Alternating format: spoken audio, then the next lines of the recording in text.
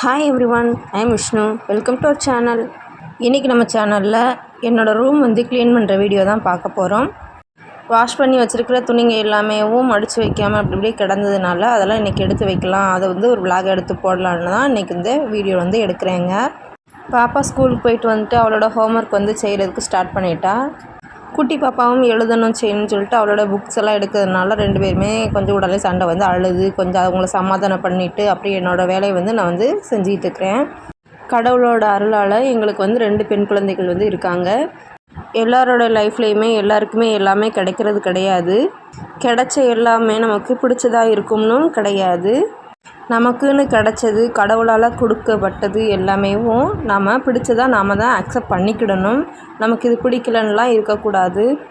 நம்ம லைஃப்பில் நம்ம ஏதோ ஒரு ஏமாற்றத்தில் இருக்கோம், நமக்கு இது கிடைக்கல, நம்ம லைஃப் இந்த மாதிரி இருக்குது அப்படிலாம் யோசிக்கிறவங்களுக்கு மற்றவங்களோட லைஃப் பார்க்கும்போது அவங்க படுற ஸ்ட்ரகிள் எல்லாமே நம்ம பார்க்கும்போது இவங்களுக்கு நம்ம லைஃப் எவ்வளவோ பரவாயில்லை அந்த மாதிரி தான் தோணும்.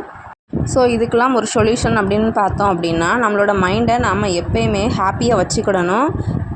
நாம் ஹாப்பியாக இருக்கிறதுக்கு நம்ம சுற்றி இருக்கிறதெல்லாம் வச்சு நம்ம ஹாப்பியாக இல்லை, நம்ம சுற்றி இப்படி இருக்குது அப்படிலாம் யோசிக்கக்கூடாது. நம்ம ஹாப்பியாக இருக்கிறதுக்கு நம்ம மைண்டை நம்ம தான் ஹாப்பியாக வச்சுக்கிடணும். நமக்குள்ளே எப்போயுமே பாசிட்டிவாக திங்க் பண்ணுங்கள். உங்கள் மைண்டு ஃப்ரீயாக ஹாப்பியாக ரிலாக்ஸாக நீங்கள் எப்படி வச்சுக்கணும்னு தெரிஞ்சாலே உங்களை சுற்றி இருக்கிற ப்ராப்ளம் எதுவுமே உங்களை பெருசாக வந்து அஃபெக்ட் பண்ணாது. கொஞ்சம் மைண்ட் ஃப்ரீயாக இருந்தீங்க அப்படின்னாலே சின்ன சின்ன விஷயங்கள் கூட உங்களை ரொம்ப ஹர்ட் பண்ணாது. ஏதாச்சும் உங்களை யாராவது ஹர்ட் பண்ணால் கூட அல்லது உங்களுக்கு பிடிக்காத மாதிரி யாராவது ஏதாவது செஞ்சால் கூட உங்களை நீங்கள் வருத்திக்க மாட்டீங்க. ஸோ அதனால தான் நீங்கள் எப்போயுமே கொஞ்சம் மைண்ட் ஃப்ரீயாக இருங்க. நீங்கள் ரொம்ப ஸ்ட்ரெஸ் ஆகாமல் எதை பற்றி ரொம்ப யோசிக்காமல் இருக்கிறதுக்கு ஏதாச்சும் ஒரு ஒர்க்கில் வந்து இன்வால்மெண்ட்டில் இருங்க. இப்போ நீங்கள் வேலைக்கு போனாலும் சரி இல்லை வீட்டிலே இருந்தாலும் சரி ஏதோ ஒரு இதில் நீங்கள் இன்வால்மெண்ட்டில் இருந்தீங்கன்னா தேவையில்லாத பிரச்சனைகளை பற்றி யோசிக்கிறத கொஞ்சம் ஸ்டாப் பண்ணுவீங்க.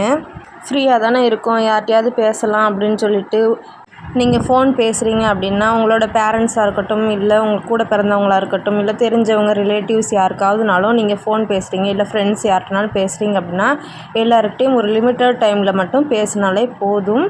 ஏன் அப்படி சொல்கிறேன் அப்படின்னா நீங்கள் மனசு விட்டு பேசுகிறேன் அப்படின்ற பேரில் நீங்கள் உங்களுடைய லைஃப் எல்லாமே ஷேர் பண்ணுவீங்க.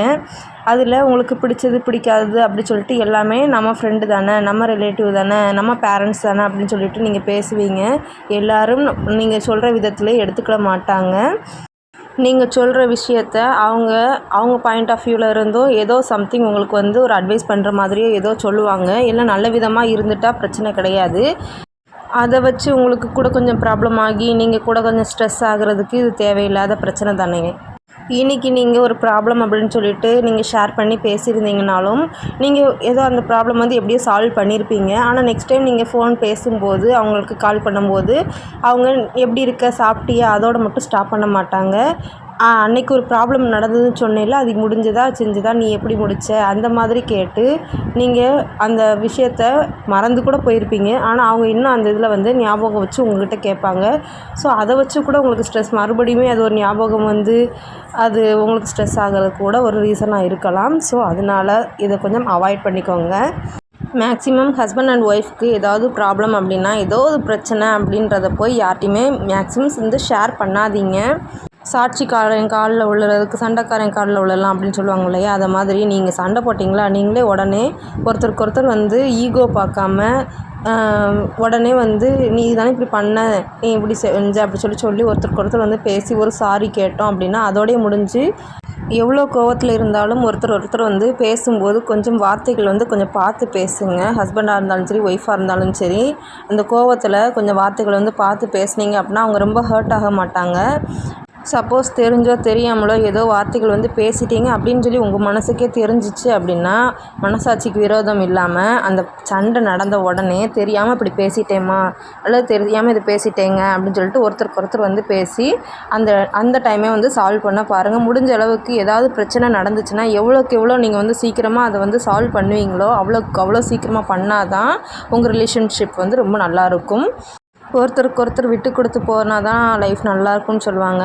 ஆனால் என்னை பொறுத்த வரைக்கும் ஒருத்தர் வந்து எந்த ஒரு சூழ்நிலையுமே விட்டு கொடுக்காம இருக்கணும். அப்போ தான் வந்து இந்த ரிலேஷன்ஷிப் வந்து ஹஸ்பண்ட் அண்ட் ஒய்ஃப் வந்து நல்லாயிருக்கும். எந்த ஒரு சூழ்நிலையும் என்னோடய ஒய்ஃப் இப்படி பண்ண மாட்டாங்க அப்படின்ற ஒரு நம்பிக்கையும், அதே மாதிரி ஹஸ்பண்ட் வந்து எந்த சூழ்நிலையும் என்னை வந்து விட்டுற மாட்டாங்க அப்படின்ற ஒரு நம்பிக்கையும் வந்து நம்ம அவங்களுக்கு கொடுக்குற மாதிரி நம்ம எப்பயுமே ஒருத்தர் வந்து விட்டு கொடுக்காம உங்களோட வாழ்க்கை வந்து வாழணும்.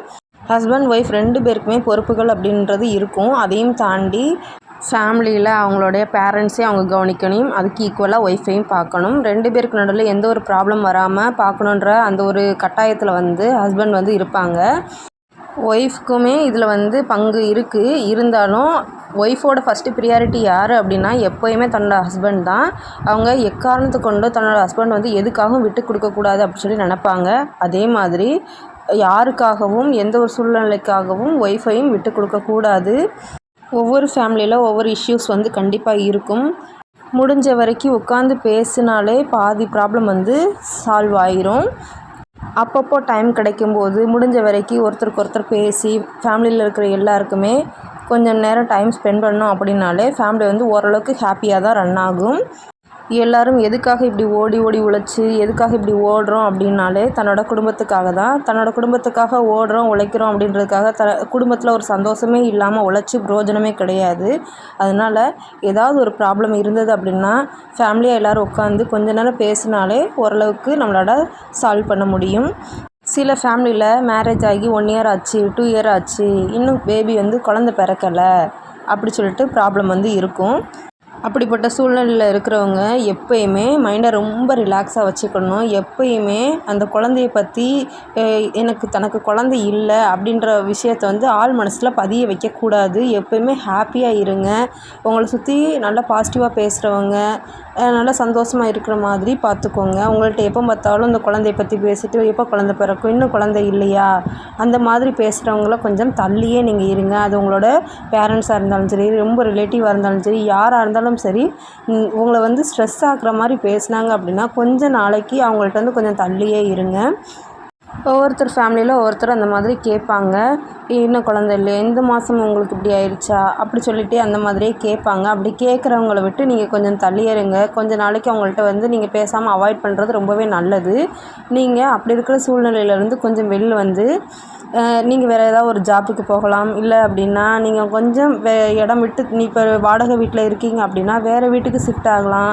அந்த மாதிரி கொஞ்சம் அவங்கள விட்டு தள்ளி போயினீங்க அப்படின்னாலே கொஞ்சம் அதுலேருந்து கொஞ்சம் ரிலீஃப் ஆவீங்க.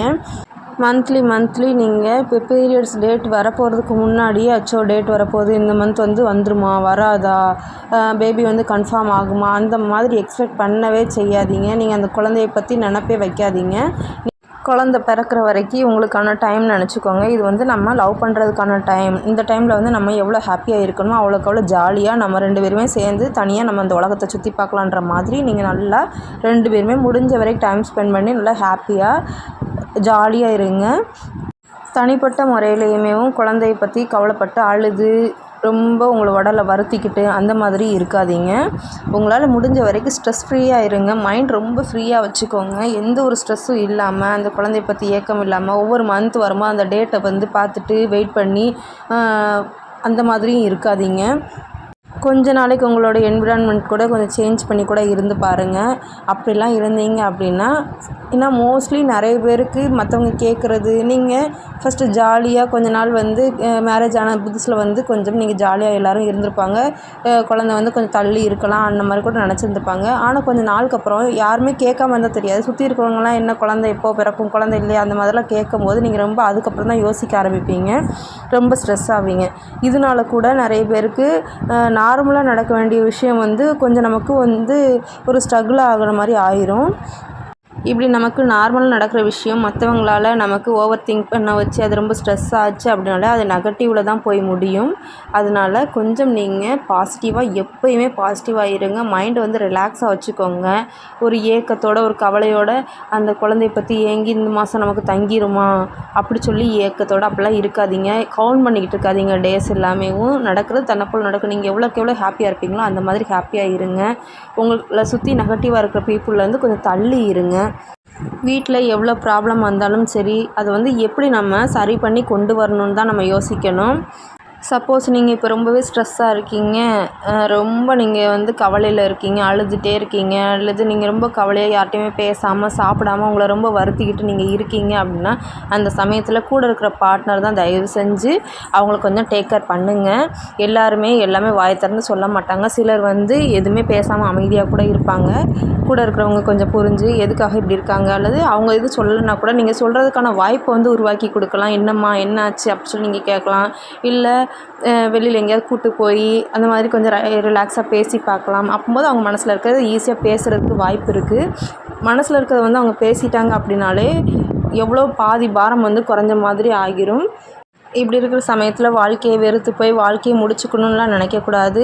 நீங்கள் நல்லா வாழ்ந்த காலத்தெல்லாம் யோசித்து பார்த்திங்கன்னா எவ்வளோ தூரத்துக்கு நீங்கள் லவ் பண்ணியிருப்பீங்க. நம்மளோட வேறு யாருமே இந்த உலகத்தில் சந்தோஷமாக வாழ்ந்திருக்க மாட்டாங்கன்ற லைஃப் முதற்கொண்டு கூட நீங்கள் வாழ்ந்திருப்பீங்க. அப்படியேப்பட்ட மனுஷங்க ஏதோ ஒரு ப்ராப்ளம் வருதுன்றதுக்காக அந்த லைஃபை விட்டுட்டு போகணும்னு நினைக்கக்கூடாது. 2 நிமிஷம் நீங்கள் மனசு விட்டு பேசிட்டீங்க அப்படின்னா அதுக்கப்புறம் நீங்கள் வாழும்போது அச்சோ நம்ம தப்பான முடிவுலாம் எடுக்க போயிட்டோமே, இப்படி ஒரு லைஃப் வாழறதுக்கு நம்ம வாழாமல் போயிருந்திருப்போமோ அப்படின்ற அளவுக்கு கூட நீங்கள் போகக்கூடாது. அதனால் நீங்கள் எந்த ஒரு ஈகோவும் பார்க்காம கொஞ்சம் ரிலேஷன்ஷிப்பில் கொஞ்சம் ஹாப்பியாக இருங்க.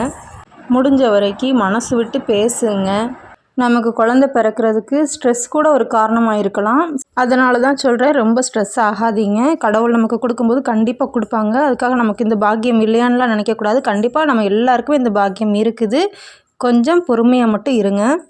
இப்போ வீட்டில் இருக்கிற பெரியவங்க, மாமியார் எதுவுமே நமக்கு சரியில்லை அப்படின்னு நினைக்கிறவங்களுக்காக நான் ஒன்று சொல்கிறேன்.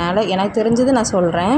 இப்போ நம்ம வீட்டில் அவங்க வந்து பெரியவங்க தானே, நம்ம அப்பா அம்மா எதுவும் சொன்னால் நம்ம கேட்டுக்க மாட்டோமா அப்படின்ற சூழ்நிலையில் அவங்க கொஞ்சம் சொல்லும்போது நீங்கள் பொறுமையாக நீங்கள் கேட்குறீங்களே இல்லையா, அவங்க சொல்கிறத கொஞ்சம் காது கொடுத்து கேட்கலாம்.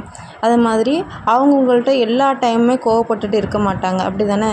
கொஞ்சம் அவங்க நார்மலாக உங்கள்கிட்ட நடந்துகிட்டு இருக்கும்போது உங்களுடைய சுச்சுவேஷனை அவங்களுக்கு கொஞ்சம் புரிகிற மாதிரி நீங்கள் கொஞ்சம் எடுத்து சொன்னாலே அவங்க வந்து இப்போ ஓரளவுக்கு நல்லா புரிஞ்சுக்கிடுவாங்க. இப்போ இருக்கிற லைஃப் ஸ்டைலில் அவங்கவுங்க மாமியார் வந்து தாம் பட்ட கஷ்டத்தை தான் மருமகளுக்கு கொடுக்கக்கூடாது அப்படின்னு என்ற காலம் வந்து வந்துருச்சு.